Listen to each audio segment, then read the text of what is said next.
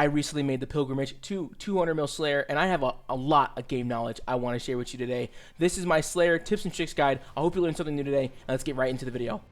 If you're struggling to maintain your prayer points, I highly recommend bringing a Bone Crusher and a Demon Horn necklace. Main reason why is because these two items have incredible synergy, allowing infinite prayer in most cases. The Demon Horn necklace and Bone Crusher are unlocked via Daemonheim, and then the Ectoplasmator is a drop from Ghost. Typically, you can find it on the average Spectres in the Slayer Tower, and the Demon Horn necklace has a passive that every single time when you bury bones or when you scatter ashes, if you're using the Ectoplasmator, you'll get prayer points back. This is a really good alternative if you don't need a necklace, like if you're not killing undead, you don't need a Salve Amulet, or you're not rocking your Amulet of Souls or Essence of Finality for those tougher tasks.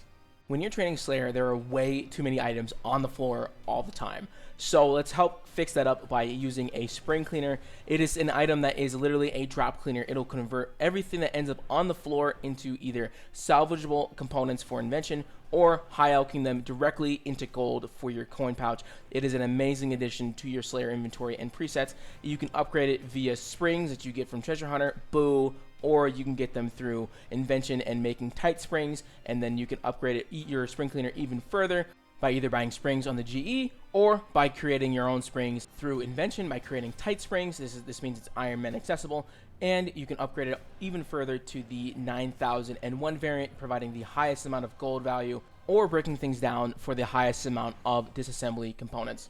Let's say you're working on your favorite task and you don't want to go back to Muscle Mommy Kuradel. Let me show you the Dedicated Slayer Aura. Now, Dedicated Slayer Aura is a really good thing to use because it's going to extend your task. So if you're at a monster that gives really good Slayer experience, you can keep farming out longer. And also if you're looking for a very specific item that can only be dropped while on task, this gives you more chances of getting that item while on task. I highly recommend it for items that are looking for Ultimate Slayer, so you can get that log race going, and also for monsters that have a really high yield of Slayer experience or GP per hour while you're hunting them on task. There are additional items that do this as well, so just like the Headhunter's Thrill, which is made by enchanting a Topaz bracelet with a level 3 enchantment spell.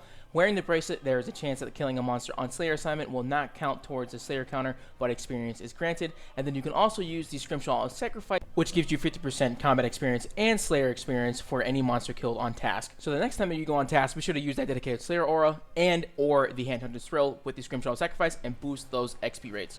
If you are training Slayer, you have to be using a cannon, and there are 3 types of cannons. There is the traditional ranged cannon, which can be upgraded into the Royal Siege Cannon, which deals increased range damage. This is incredibly good for any of those monsters that have spread out mobs and you need to keep drawing aggro. If you're using melee, I highly recommend using the Kinetic Cyclone because it can proc the Vampirism Scrimshaw and the Vampirism Aura, giving you insane sustain when paired up with those.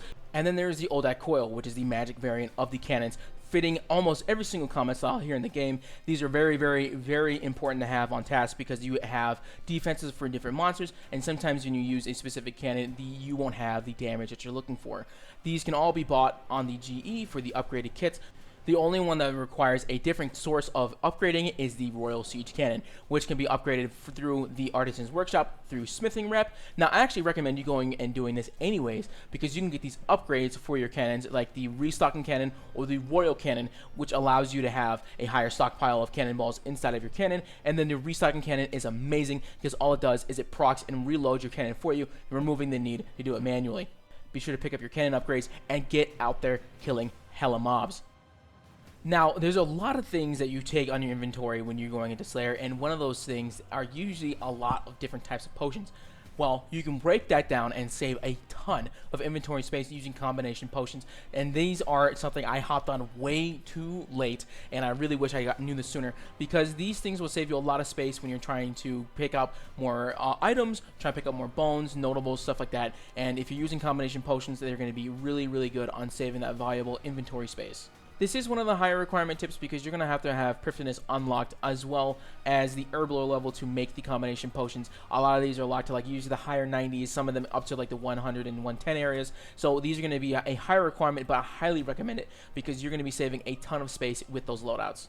For me, I never thought the gold accumulator would be on any kind of list of quality of life, but I have eaten my words. I put the advanced gold accumulator inside of my tool belt like 4 years ago, right? And I've almost picked up like 100 million gold from all the Slayer, boss mobs, all of that. And it has definitely paid for itself in just being able to passively pick up gold drops that I wouldn't be picking up anyways. So I highly recommend you spending the 1.5 million dungeoneering tokens to pick up an advanced gold accumulator. To have it added to your toolbelt, you're going to have to speak with Muscle Mommy, Kuradel, or any Slayer Master and buy it for 500 Slayer points and add it into your toolbelt permanently, where it will sit there and gather unlimited amounts of gold pieces for you. The weird appendage hanging on my head is actually a Slayer Mask. Slayer Masks are really cool tools that you can use to force a Slayer task, which means that when you are wearing it and you go and speak to a Slayer Master, they will give you the assigned task for that monster that you have. So say you're using a crawling hand mask, which I'm wearing now, and you go to a Slayer Master, in particular, Big Daddy Kuradel, and he will give you a crawling hand Slayer task. This is a really good way to farm out very specific monsters if you're looking for log. In my case, I like to use the Abyssal Mask for the Abyssal Lord's task and force it every single day because you have a chance at an Abyssal Scourge, which is a 100 mil item, and it's a good way to get that extra Slayer experience while you need it. And while you're wearing the mask, you have an added chance of getting a double drop from whatever item is dropped. And also, once you hit a very specific amount of kills, you can actually change how it looks, which is pretty cool. However, the caveat to this is that you cannot force a task every single time. You can only do it once per day, and in some certain cases for a certain mask, you can only do it every other day. These can be unlocked via the Shadow Worlds minigame, and they recently received a price cut, meaning they're a lot cheaper and easier to obtain. Now, when you're becoming the human version of Pesticide, literally wiping out entire colonies of monsters, sometimes you just want to kill one very particular monster. And this is where the beauty of monster types come into play. So, sometimes when you go to a Slayer Master, particularly the Raptor, they're able to offer you a generalized monster. These could be Dagannoth, Avances, Demons, Dragons, or Undead.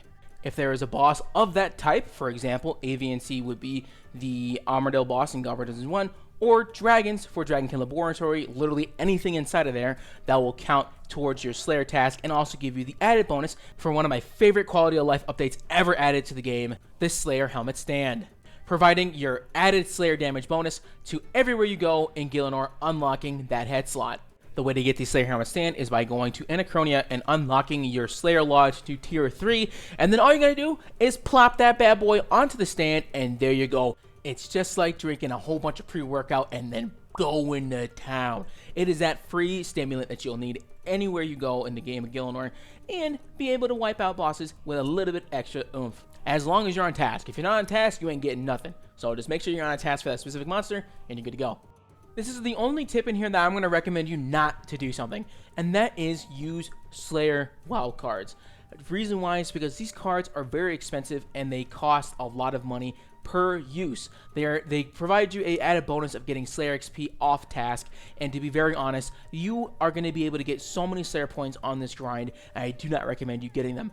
Only time I would say it is okay to use them is if you have a general Slayer card and you go and get an Arch Glacier task. Reason why is because Arch Glacier counts as a Glaciite, and so if you're going to go and do your Reaper task anyways, pop one of those bad boys into your inventory, get the added Slayer experience from killing Arch Glacier, and then you're good to go. I would not recommend them using them any other place for that small added drop chance or added experience that you get per kill while off task, because it is just going to burn a huge hole in your pocket. And as well, there's just way better ways to use your time and money when grinding out Slayer experience and combat experience. Tank gear is a staple in RuneScape now, and it is one of the greatest things ever added in First Slayer. It provides you insane defenses and allows you to have incredible survivability at a lot of these strong mobs. And also, recently there is added HP bonuses per piece of tank gear that you are equipping. That means if you're wearing 4 pieces of Crypt Bloom, you are able to stack up to 14,000 hit points, and that's before any bonfire boost or ogre pool boost. That is an insane amount of HP to be able to sit and grind out Slayer. Magic by far benefits the best because you can also cast the Animate Dead spell, and that gives you even stronger tankiness. Main caveat to that though, if you're using any kind of powder, penance aura, you're going to be taking less damage, so your prayer sustain will go down, but the added bonus of being able to stay alive longer is pretty good. Now, let's get the most out of those Slayer tasks with Slayer VIP tickets and also the Slayer Introspective Relic from Archaeology. So the Slayer VIP ticket will offer you 2 choices. When you go and pick a task, you'll have the option to get what the Slayer Master originally offers you, and then the Slayer VIP ticket will give you the option to get a different task. So in case you don't like something that you got, you can pick something else. The Slayer Introspective Relic allows you to get the minimum or maximum amount of whichever task. So say you don't have enough Slayer points to get through and cancel something, or you're trying to save up your points for your next helmet upgrade, you can use the relic to pick the lowest amount for that bad task, quickly burn through that one, and then move on to a better task. Well, Mr. Edwards, you're giving some really good tips right there. Thanks, Mr. Raptor. I really appreciate that. I hope someone learned something new today. I'm sure they did. I hope they subscribe to the channel and enjoy the rest of the video. But Mr. Raptor, they haven't subscribed yet. But why wouldn't they subscribe? This is one of the best Runescape channels on YouTube. That's what I'm saying. I guess this graph is kind of depressing, isn't it? It can be. It's pretty rough to look at when I look back at the statistics.